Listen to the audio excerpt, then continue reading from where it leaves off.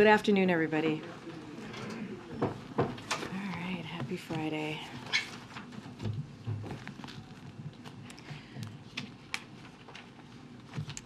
Okay, so we are rounding out another big week here at the White House and a lot of great news for the American people. The president traveled to Arizona, underscoring how his economic plan continues to create jobs, revitalize American manufacturing, strengthen our supply chains, and give families more breathing room. For the first time in almost 2 years, the national average gas price is lower than its level was 1 year ago. Senator Warnock will continue representing the people of Georgia.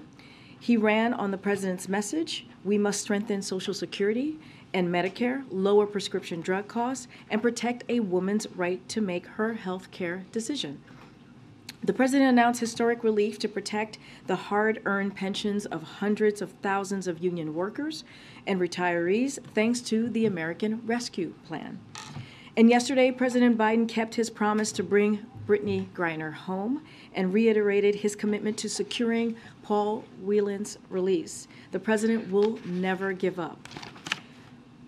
As Russia continues to wage its brutal war against people of Ukraine, today the Biden-Harris administration is announcing a new $275 million security assistance package to help Ukraine defend itself against Russian aggression. This package will provide Ukraine with new capabilities to boost its air defenses and counter the threats Ukraine is facing from Iranian UAVs, which Russia is using to attack Ukraine's critical infrastructure and kill Ukrainian civilians. Today's announcement also includes critical equipment that Ukraine is using so effectively to defend itself on the battlefield, such as more ammunition for HIMARS and Ukraine's artillery.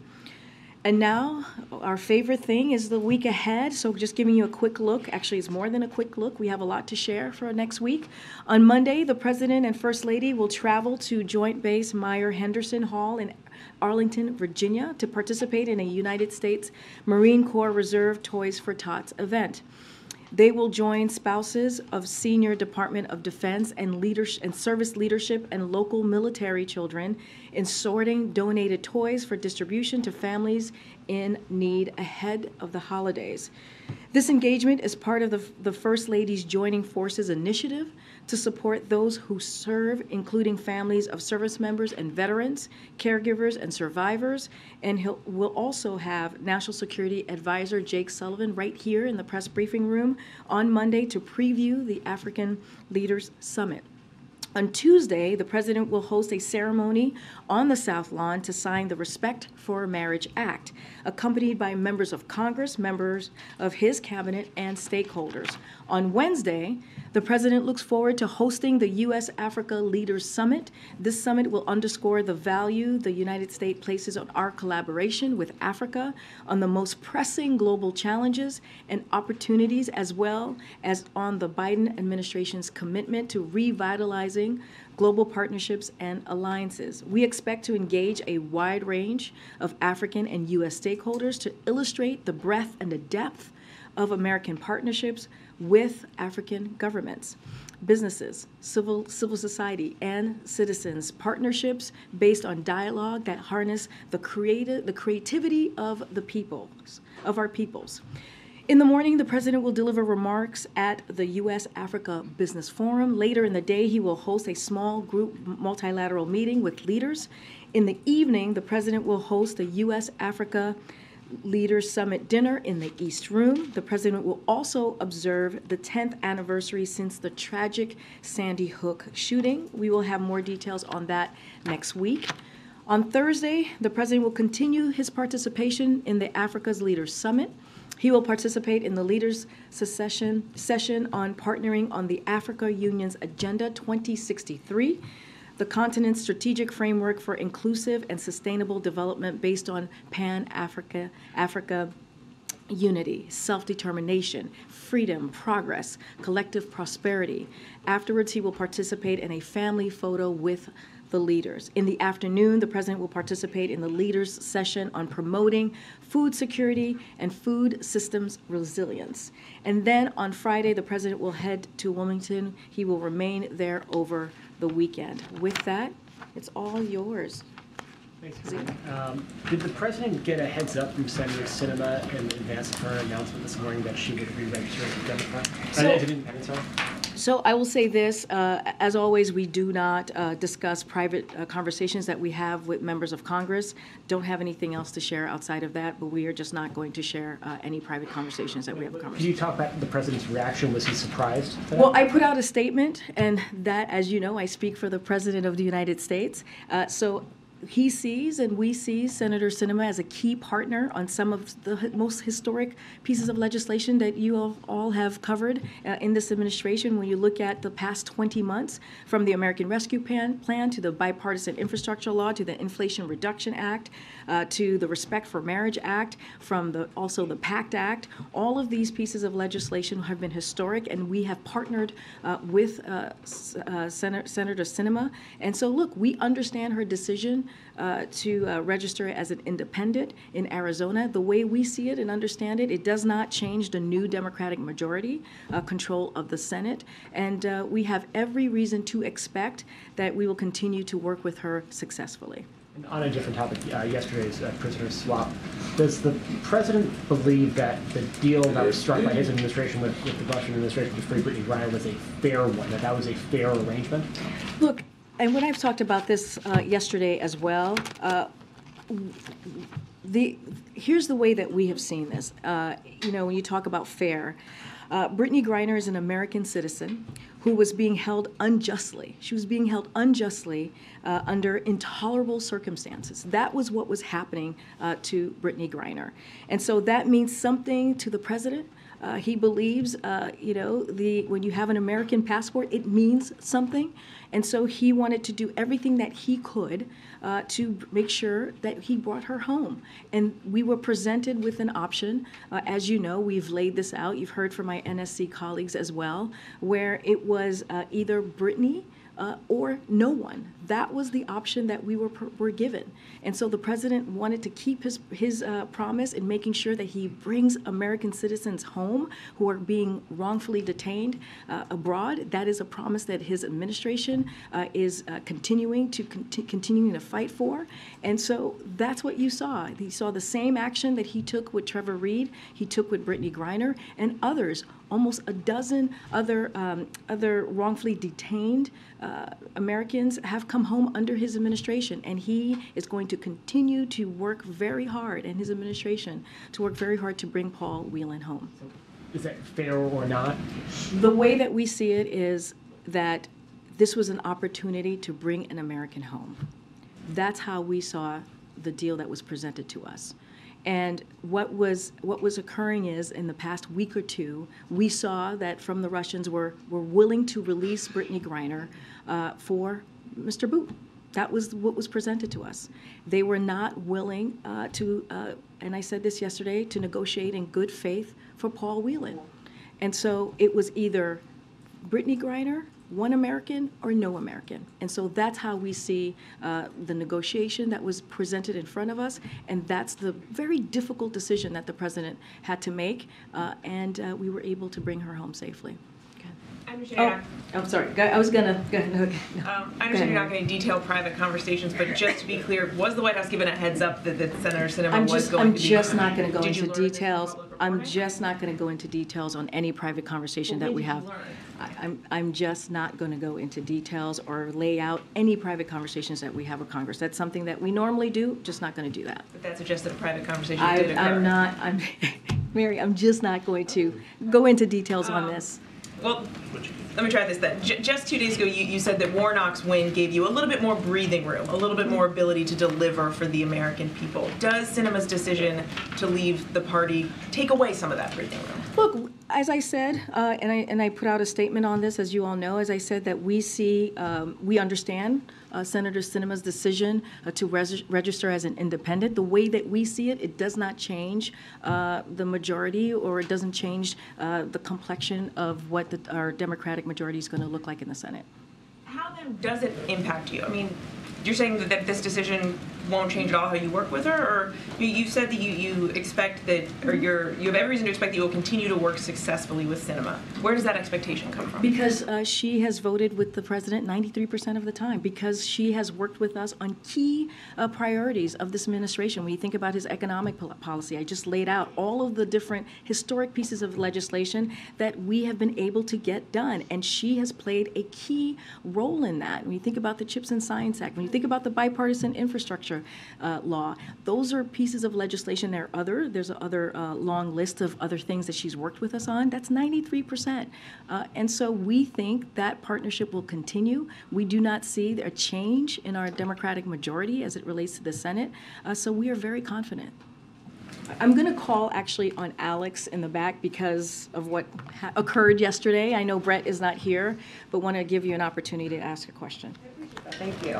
I wanted to ask about if the president has spoken with any gun violence prevention advocates or victims' families ahead of the Sandy Hook anniversary, and also if he has any plans to talk to lawmakers next week about his call for an assault weapons ban. I don't have anything to preview at this time on any calls that the president might make or will make. The president has talked about Sandy Hook being the worst day in his 8 years as vice president, and you can expect him to mark this sad day next week, as I laid out in the week ahead.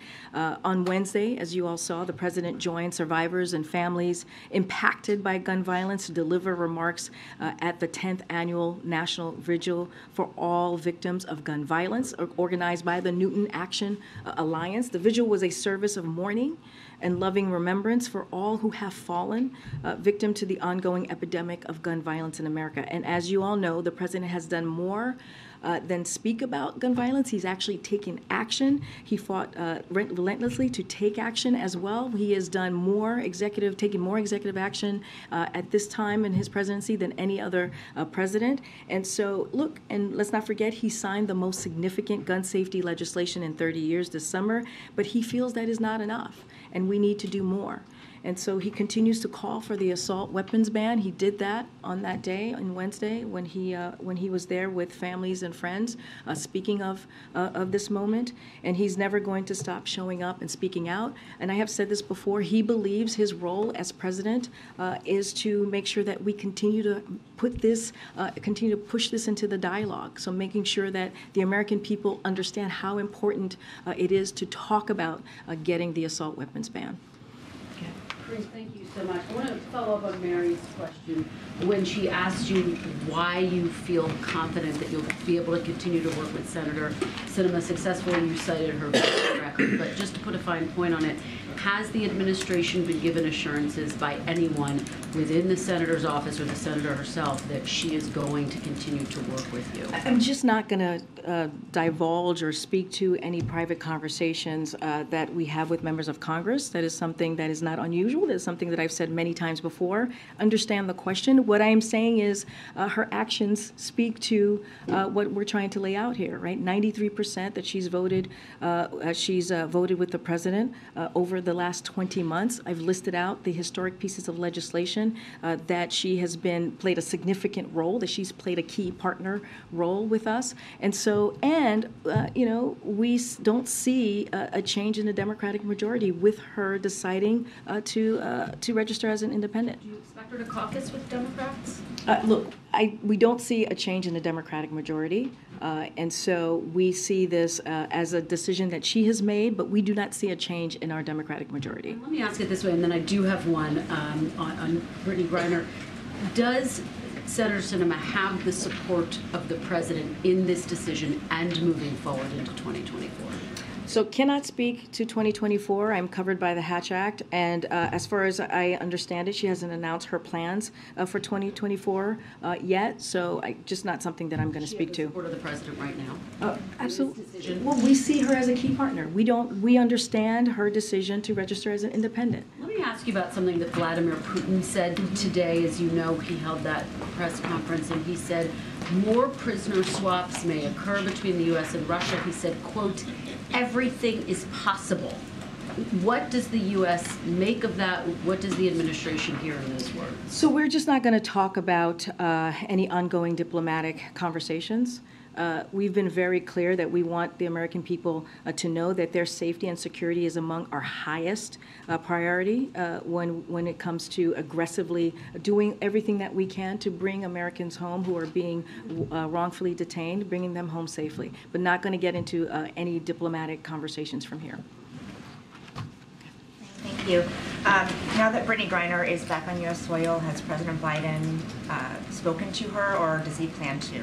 So don't have any calls to preview. As you know, the president spoke with her, Brittany Griner, yesterday morning in the 7 o'clock, 8 o'clock hour, right before he came out to speak to all of you and to give the announcement. And in the room was her wife and the vice president and Jake Sullivan, and also the Secretary of State. And we've already read out what that conversation was like. I do want to give a little bit more information on where we are this morning. We can confirm, as you all know, that Brittany Griner arrived at Joint Base San Antonio, Fort Sam Houston, early this morning. She has been reunited with her wife, Sherelle. U.S. officials who met her on the ground said she was in very good spirits, appears to be in good health. She was immediately taken to Brooke Army Medical Center, where she is being offered a range of support options following her time detained in Russia. Do you know if she's home or when she might go home? So not going to get ahead of what's going to happen next. What I can tell you is where she is currently today. Every individual is different, and those decisions are up to them and their families. They'll take as much time as they need. What we can say, typically upon arrival, people are offered a wide range of additional support, including full medical checkup, a mental health checkup, and additional means of support.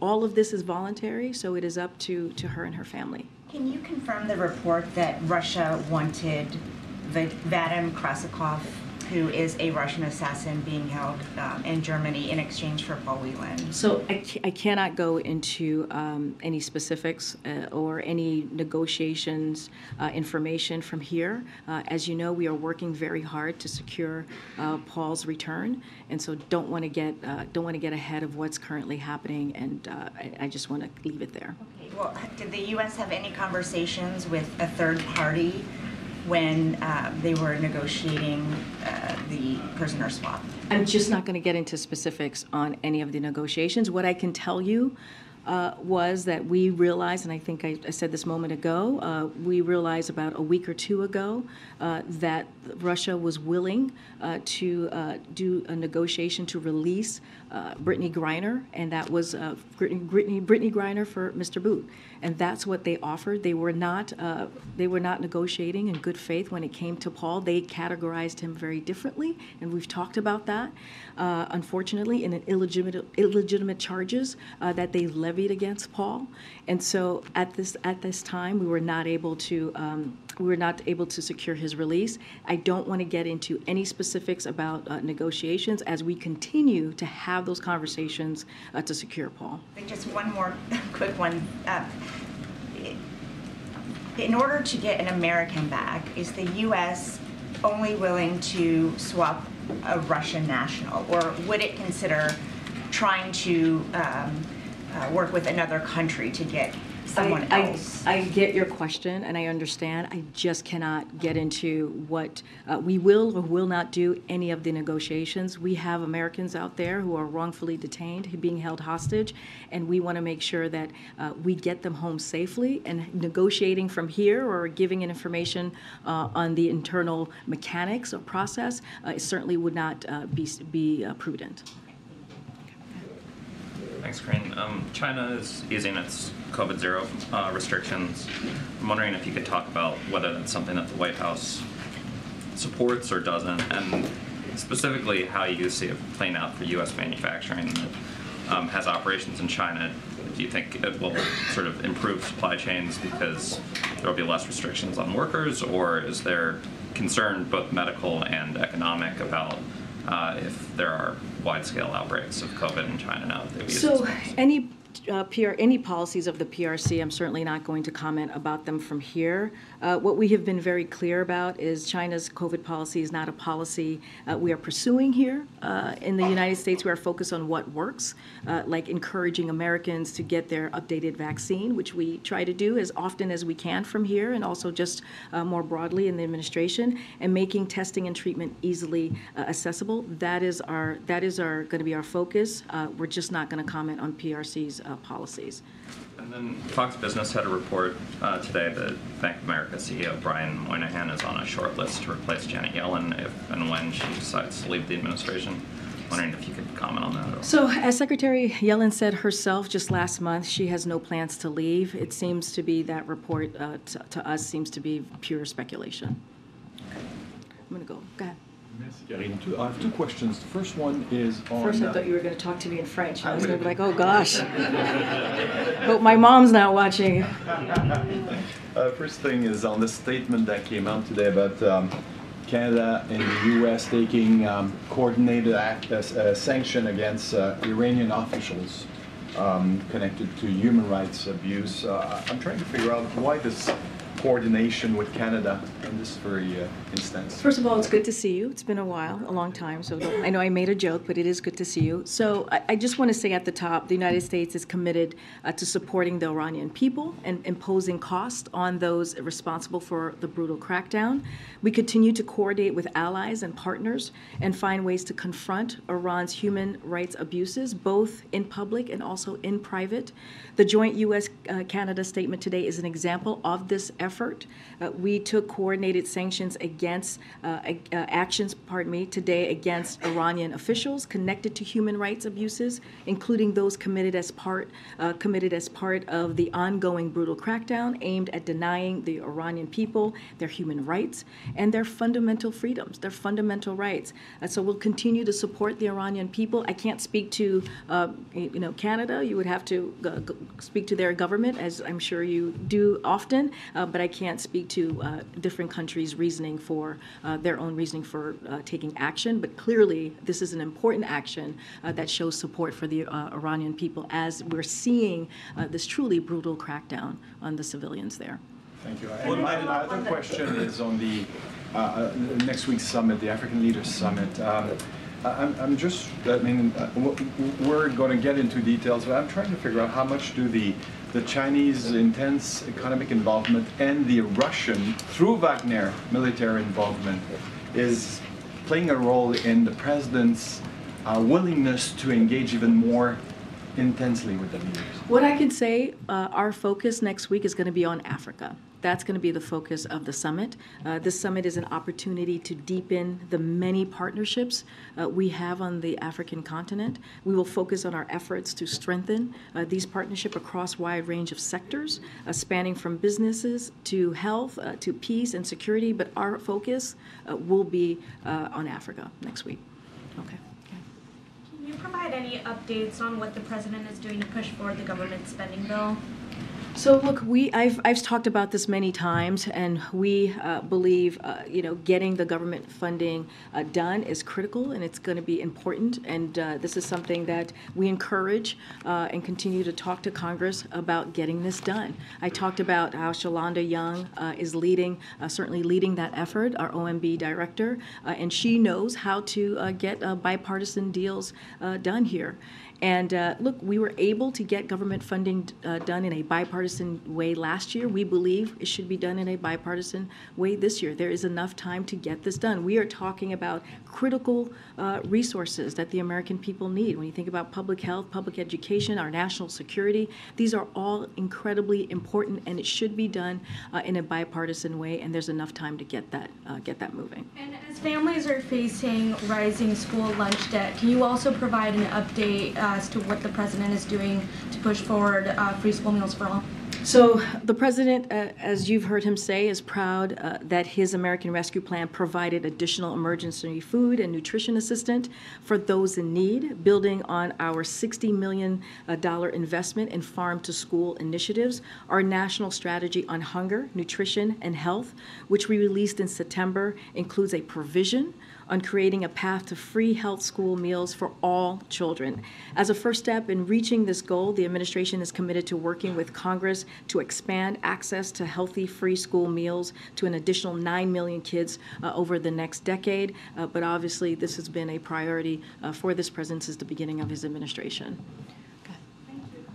Just a follow-up on Iran and human rights. Iran just executed a man for his involvement in the anti-government protests. Other detainees also face the possibility of the death penalty related to the protests. Can you speak more specifically on those instances?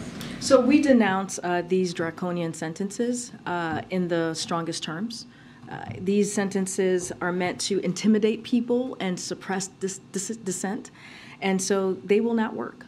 And Iranian's leadership continues its violent crackdown as they do that on peaceful protesters. They should know that the world is watching. I just talked about a letter that was signed by our allies, really calling that out, continuing to do that. So the United States is committing to supporting the Iranian people and imposing cost on those responsible for the brutal crackdown. Just today, again, we announced the sanctions to hold Iran accountable for human rights abuses. We continue to coordinate with allies and partners and find ways to confront Iran's human rights abuses, both, again, as I said earlier, in public and in private. We will stand with Iranian civilians as they are fighting for their basic freedom, their basic human rights, and we will continue to denounce that. Okay, and another question on Saudi, please. Does President Biden plan to follow through with his statement that there will be consequences on Saudi Arabia following their oil production cuts, or is the understanding now that gas prices have stabilized, so perhaps it's not as urgent for those consequences to happen? And just more broadly speaking, does the growing ties between Saudi and China, does that play a role in the administration's reassessment of relations with Saudis that were promised to us? So there's a couple of things there, kind of laid out a couple of items that I'll touch on. So look, the gas prices that we're seeing currently that are going down is because of the work that this president has done. It's because he took historic action to tap into the Strategic Petroleum Reserve. And because of those actions, we're seeing prices go down. So I want to be very, very clear on that. So as far as the relationship, the review that you're asking me about, we are assessing relations with Saudi Arabia methodically and strategically, as we have done over the last 80 years of this relationship in a bipartisan way. And we're going to do this in line with what's in our interest, and we will judge the way forward based on their actions as well as our ongoing consultations with partners and allies, and also the new Congress that is going to be before us very soon, and the Saudis as well. Don't have anything more to share, but again, remember, this is an 80-year history, and as we have reevaluated over the course of those 8 decades in a bipartisan way, and that's how we're looking to move forward. And just really quickly, last one on Taiwan. Can you comment on the timing of the $425 million arms sales to Taiwan earlier this week, which happened on the same day that the president went to Arizona to visit the TSMC plant, which is, of course, part of the effort to get ahead of the strategic rivalry with China. Is there any kind of messaging here that these two events happened on the same day? So there's no connection. I can say pretty affirmatively, there's no connection there. This was a package of upgrades on pre-existing sale. I think we've talked about that here before in the briefing room. We continue to support Taiwan's self-defense consistent with our longstanding one China policy. So no change there. Go ahead. Thank you, Karine. I've got 2 questions for you. The first about the coronavirus pandemic and then one about Twitter. On the pandemic, the former vice president of the EcoHealth Alliance has a new book out, and he says that he's convinced that COVID-19 leaked from a Wuhan lab. To my knowledge, he hasn't produced any direct evidence, but he speculates that risky U.S.-funded research caused the pandemic. Does the U.S. government have a response to that? So I would refer you to the NIH on that, but a couple of things, and EcoHealth as well for specifics here on the question that you have. But we do not know the origins, as you know, of COVID because of China's lack of transparency. As I've said before, this is something we, including the president, have pressed China on repeatedly. NIH has exhaustively communicated the oversight of its scientific work and its purpose to ensure pandemic preparedness. It quite wonky, as you know. And so again, I would refer you to NIH. Again, it's very in-depth, and that's the place that I would refer you to get more specifics. Just a very brief follow-up before turning to Twitter. Dr. Fauci's agency recently resumed funding for the EcoHealth Alliance. Is there any concern about that, given its past risky research in Wuhan? And if you're not able to speak to that, I was wondering if you could perhaps invite Dr. Fauci back here to take some more questions. I would refer you to NIH. They would provide you with the information directly. So I'll just leave that there. But on Twitter, Elon Musk this week fired the former FBI General Counsel Jim Baker, who was serving as a top Twitter lawyer. Musk alleges that he may have been involved with countermanding his attempts at transparency. And I was wondering if anyone in the Biden administration was in touch with Baker, either regarding moderation decisions that critics call political censorship or regarding his transparency efforts recently. So it's up to private companies to make these types of decisions. We were not involved. I can say that. We were not involved. And as I've said several times this week already, we've had this conversation many times in this briefing room. Just the past couple of days, of course, it's up to these companies to make their own decisions about the content on their platform and to ensure content flows there on standards and on their own standards and policies. Don't have anything more to share. Just very briefly on the not involved in speaking with Baker about this transparency effort by Musk. Is that what you're saying? That the Biden administration wasn't involved? We were just not involved. Just answering your question, we were not involved. Go ahead. Thanks, Karine. I can probably cross this question to some degree, but the official commutation order for Victor Boot was signed by the president on December 2nd, which was 5 days before everything actually transpired. Why 5 days? Did that mean that the deal was done then, or you did it in preparation for a deal? How does that actually work? So, as I've stated before, well, you just stated it, that about the clemency. Look, we knew about a week or two ago that there was going to be a deal for Brittany Griner. And that was what the Russians had presented to us.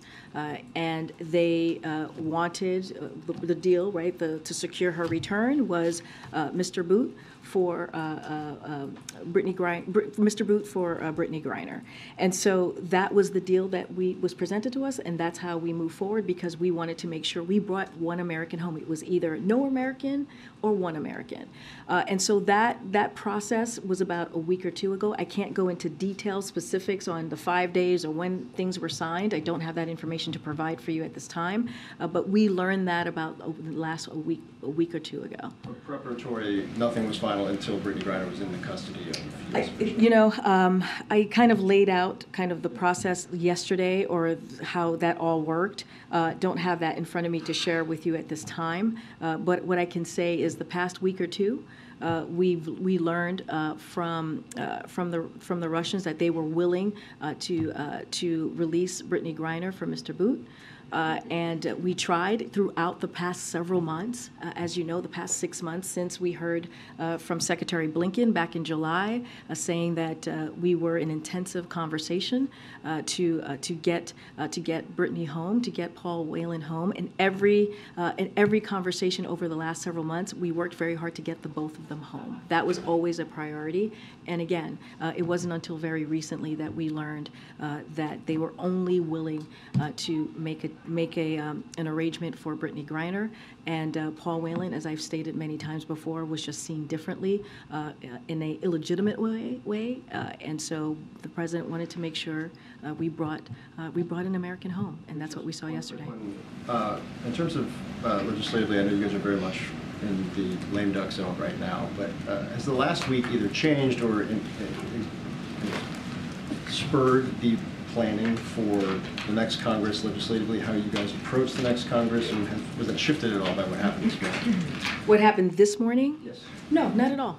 I mean, and that's the point that I'm trying to make here. You know, you have someone, Senator Sinema, who has, voted with the president 93% of the time on key, important, historic pieces of legislation. And I listed them out earlier. I'm not going to bore you by doing that again, but they were important pieces of legislation that you all covered and we've talked about in this briefing room. And so we do not see.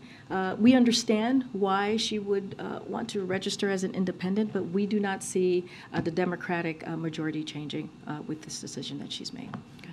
Just want to ask you on the oil price cap. So there's 20 oil-laden tankers now sort of stuck trying to get out of the Black Sea into the Turkish Straits. I know that Treasury officials have been in touch with Turkish officials on this. Are you looking at escalating that conversation, to a higher level? Are you frustrated with Turkey's reluctance to back away from this rule? Somebody's having a good time.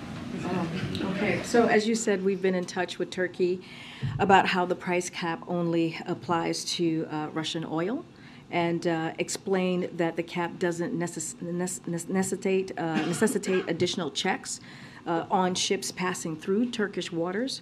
Our understanding is that virtually all of the delayed tankers are not carrying oil from Russia and are not affected by the cap.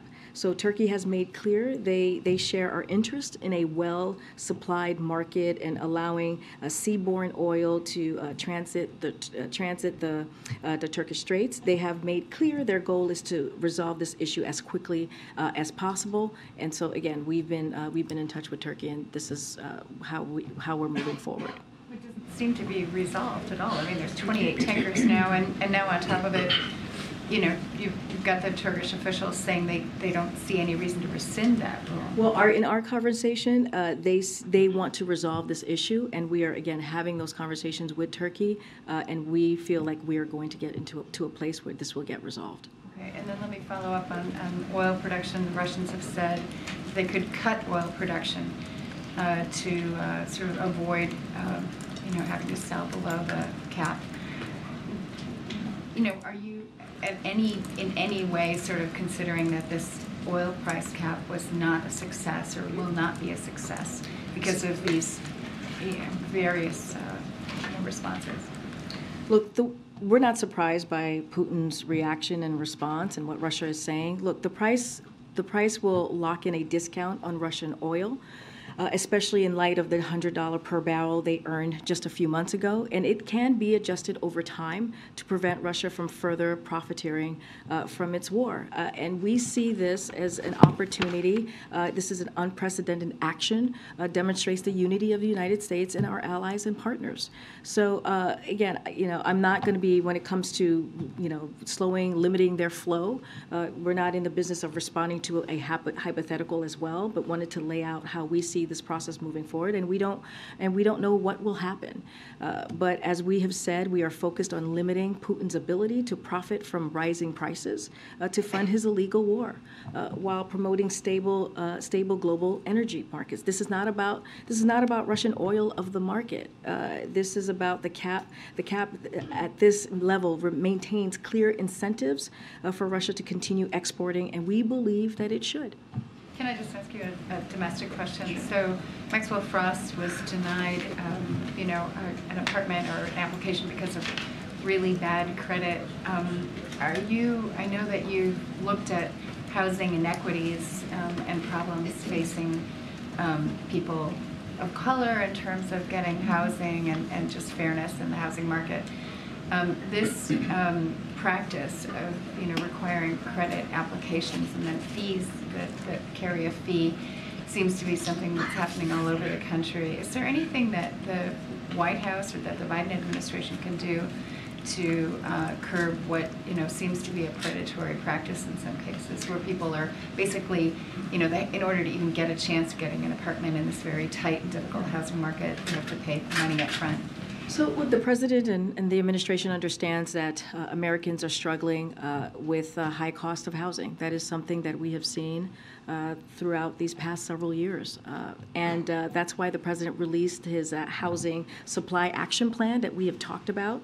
And it's to ease that burden of housing cost over time by using a mix of administrative and legislative actions to boost the supply of quality housing in every community. Just last month, the White House hosted a range of tenants and tenant advocates for listening sessions along with federal agencies, and we'll have more to more conversations like these, and we'll add, to add the topics that you're just laying out. But again, that's why the president took initiative with his plan. I've talked about the different specifics of the plan and how it's going to help folks who feel that burden, because we also understand housing costs, again, is one of the things that has a big effect on people's lives and livelihoods. So this is a priority for this administration. Thanks, Karine. I wanted to ask an earlier Russia question another way. So when Putin says that nothing is off the table with future prisoner swaps, what, in your view, is the best way for the American people who may just be turning into this issue based on what happened with Brittany Griner to actually think about what Putin is saying? Should it be seen as a substantive offer to engage? Should it be viewed with skepticism? Should it heighten hopes that Paul Whelan could be brought home? I'm wondering if you can just set expectations based on the current state of play between our two countries. So I can say this, and the president said this yesterday, he is committed to getting Paul Whelan home. That is a commitment that he has made to his family, and that is a commitment that he's made to the American people. And more broadly speaking, the president, since the beginning of his administration, has said that one of his top priorities is making sure that all Americans who are being wrongfully detained and held hostage are brought home. We have seen this multiple times throughout this past 20 months. Again, Trevor Reed, we saw in April the president bring home Brittany Griner clearly yesterday, and about 12 other American citizens.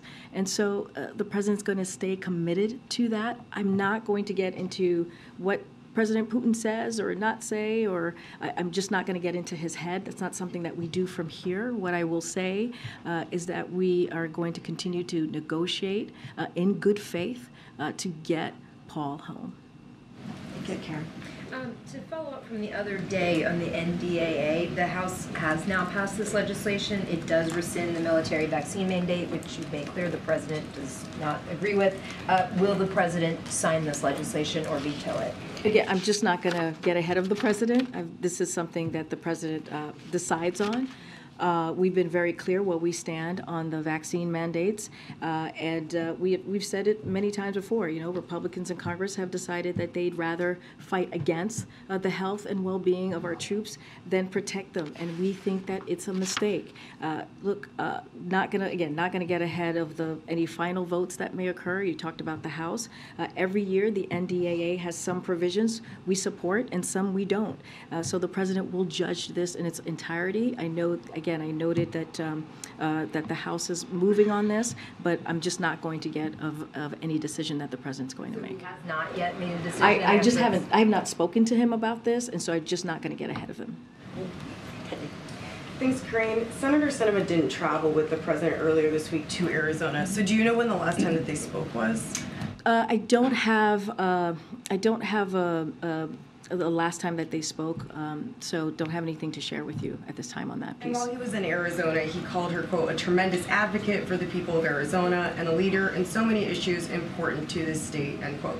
Does he regret making that statement, which could be viewed as an endorsement given to his news? I mean, he says this about many congressional members when he visits a state. I've been on many trips with him. You've been on trips with him where he says that. He thanks them for the passport to their state, and he actually talks about the work that he's done with that congressperson or senator in Washington, D.C. That is very, very common.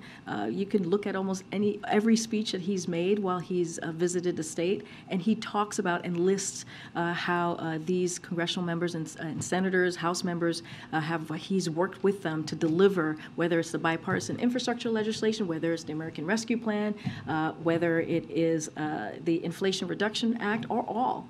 So that is not uncommon. He does that very regularly. I would say every time he goes to a state, he lifts up the congressional members who represent that state. And on another topic, this is the point in the administration, I think to Justin's point, where people do start thinking about leaving. Have any members of the president's cabinet informed him of a decision to leave in the next few months? Yeah. As far as I know, no.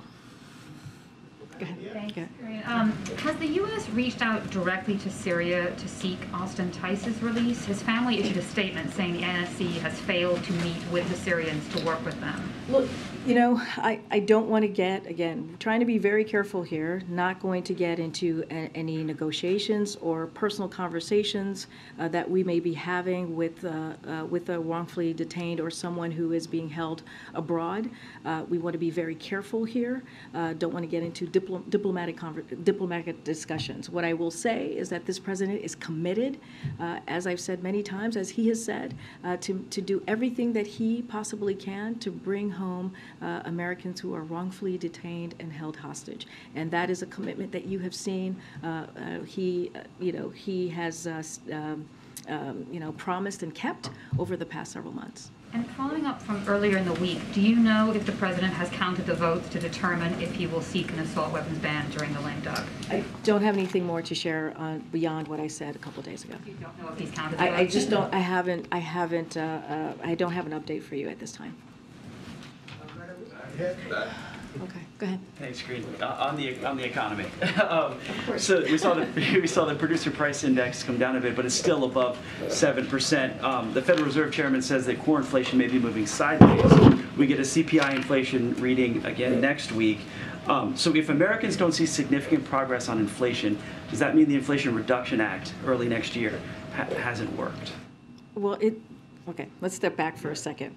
So near-term inflation expectation fell this month, so that's important. We saw that in the data, so it's important to call out. The producer price index rose at its slowest annual rate since May 2021. So that is data points that we saw in the index today. Americans are beginning to see a much-needed break in inflation, but we have more work to do. And so gas prices have fallen about $1.70 since June and are lower than they were a year ago before Putin's war.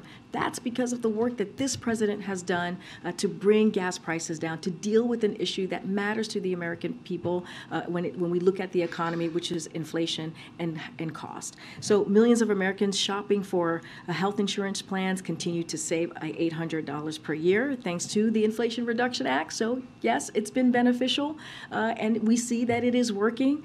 And in 6 weeks, President Biden's plan to bring down prescription drugs, prescription drug prices and energy costs goes into effect. And that's going to matter for the American people as they think about when they sit around their kitchen table. You hear the president talk about this at the end of the month, trying to figure out how they're going to pay for items in their house. And these, what I just listed out, or in their lives, is going to matter. Lowering costs, healthcare costs, lowering energy costs. We're already seeing that it's going to have a real effect on American families. And so I will leave it there. Yeah, but you had said the inflation, before the midterms, you told me that the Inflation Reduction Act should bring down inflation early next year. So if it doesn't do that significantly, is that seen as then a failure? First of all, that's a bunch of hypotheticals that you're asking me. What I laid out was something that economists said by looking at the Inflation Reduction Act, by examining it and understanding what it's going to do for the American people. You're bringing up a hypothetical. What I said was, again, what was the analysis that was done by economists, and I just laid out also how we see the Inflation Reduction Act is actually going to help the American people, and that matters. And I have to say, Ed, and just going back to the past several months as well, look, the Inflation Reduction Act was a piece of legislation that was signed by the president that was only passed by Democrats. And what you saw from Republican officials over the past several months is how they wanted to get rid of it because they were upset about Social Security. They wanted to put Medicare on the chopping block, and they have no plan to lowering costs. So what you're seeing from this administration, what you're seeing from this president, what you're seeing from Democrats in D.C., in Congress, is that they are taking action to lower costs for the American people, and that matters, and that's what we're going to continue to do. Madam here. An end of the year housekeeping question, following up on what I think Karine was asking about. The House has already voted on the NDAA. The Senate most likely take it up this week. Should the Senate expect to know what the position of the president is on the bill before they vote on it? We've been very clear when I've been asked about the vaccine mandate. We thought that was a mistake. And it wasn't just from the president, it was also from, the Senate and Congress received a letter from Secretary Austin saying how important, he believed how important the vaccine mandate was. What I'm saying is we want to look at, and the president, and not just this president, other presidents have been able to judge the package in its entirety. And so that's what we're looking to do. But we're also going to be very vocal, as we have been, on what happened and occurred with the vaccine mandate in the NDAA. On another end of the year item, obviously there's the spending package, which was discussed earlier. Is there anything else beyond the spending package and the NDAA that is on the list that the president has for things that he would like the House to accomplish before control turns over to the Republicans in January? Well, we've actually laid that out a couple of times. We believe that the president believes that we should get the government funded, as I just mentioned, including what we need to respond to the disasters, continue to defend democracy in Ukraine, and fight new COVID variants. We're gonna sign the marriage. He's going to sign the Marriage Equality Act, which is something clearly that the president supported. And so, look, we're going to continue to work with Congress and to continue to encourage Congress to get this stuff done. He also believes we should pass the Electoral Reform Act. He believes we should pass the Defense Authorization Bill, right? And that the permitting bill should be also something that we should move forward with. So we kind of listed out some of the things that are important. We hope to finish confirming the judicial nominees the president made earlier this year. So those are just a few of those items that I've listed out before that we are certainly focused on. All right. All right. Thanks, everybody. Have a great weekend. I don't drink. I don't drink. She makes promises, but she makes promises.